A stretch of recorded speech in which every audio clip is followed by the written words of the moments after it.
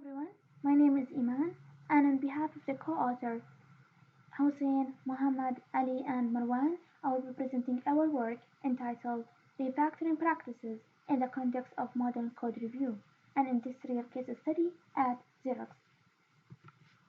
I want to start by giving a background of the company that we had this study in. Xerox has a software that's around 20 years old, lengthy and complex. Developers in charge have been successfully evolving it to meet business requirements. The software is directly connected to the hardware and performs various operations such as scanning, printing, and exchanging with the cloud services.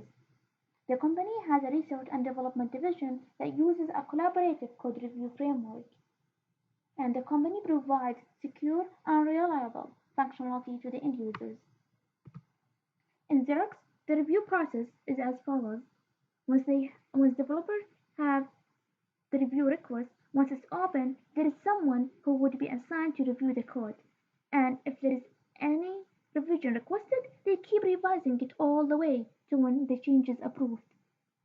One of our co-authors, who is actually working in the company for over 3 years, has noticed that his review, when he refactors the code, takes typically longer than usual to be approved. That motivated our study to investigate whether his hypothesis of refactoring review takes longer than usual is true or not. We did the following study design. We scan a lot of review request repositories for development teams. We extract refactoring review and we found around 161 refactoring reviews. In order for us to be able to compare them properly to the other population, we randomly sample non-refactoring review, and we make sure that these randomly sample as close as possible to the refactoring reviews. We did that by picking reviews from a similar developer and similar timeline.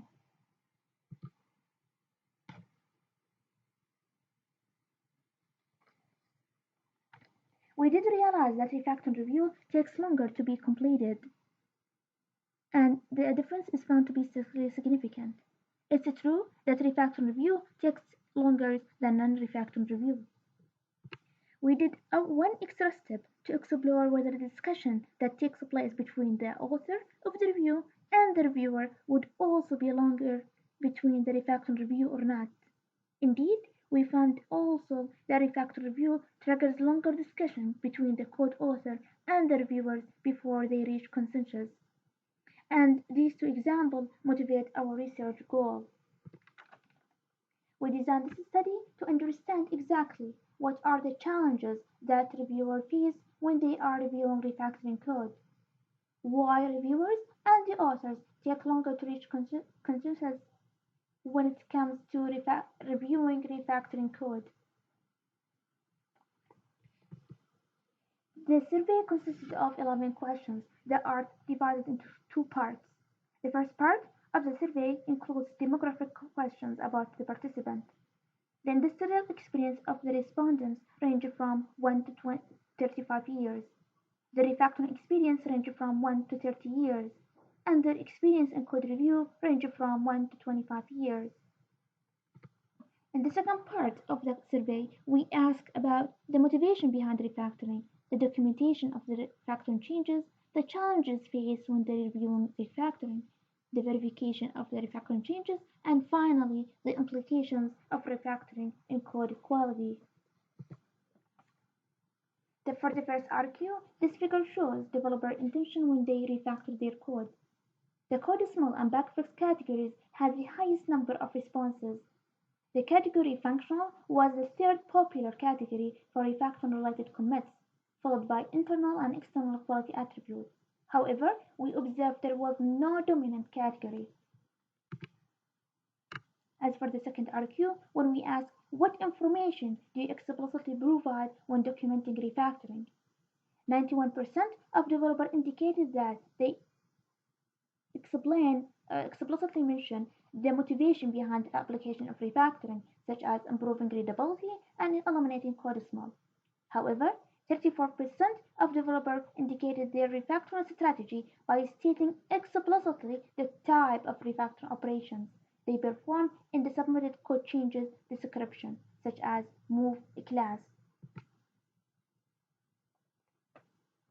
As for the third RQ, as shown in the figure, we report the main challenges faced by a reviewer when inspecting a refactoring review request.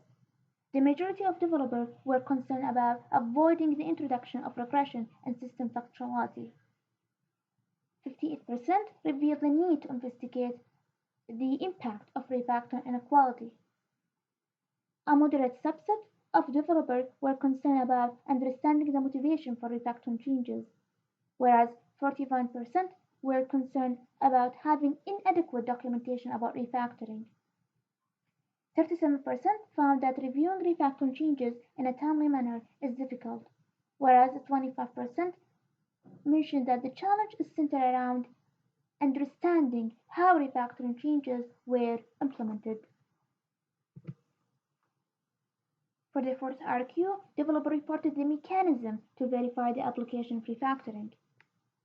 95% referred to the testing the refactored code, and 70% reported doing manual validation. 45% brought up ensuring the improvement of software quality metrics. 37% mentioned that using visualization technique, and 37% selected running static checkers and linters.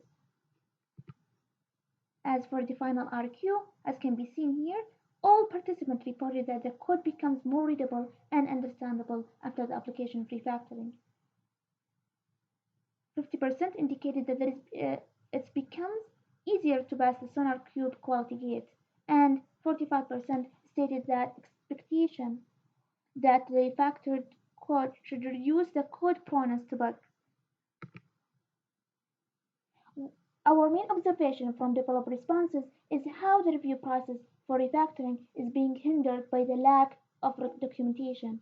Therefore, as part of our survey to the company, we designed a procedure for documenting any refactoring review, respecting the three dimensions that we refer to as three I's, namely intent, instruction, and impact.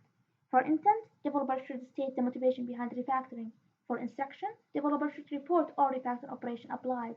And for the impact, developers should state what the impact of the applied refactoring inequality. And here is an example. Developer mentioned that they want to remove a duplicate code. As for the instruction, developer mentioned all the steps needed to remove the duplicate code. And for the impact, developer mentioned that by removing duplicate code, they reduce the complexity of the code. Recommendation for research and education. For research, refactoring for readability was pointed out by the majority of participants. Reviewers are currently relying on their own interpretation to assess the readability improvement.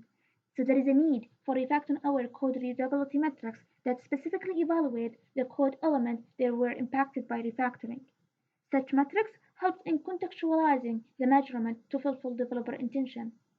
As for the education, prospective software engineers are mainly taught how to model, develop, and maintain software. With the growth of software community, it's important to also teach the next generation of software engineers the best practice of refactoring documentation. That's the end of our presentation. If you are interested in our work, please visit our website. Thank you.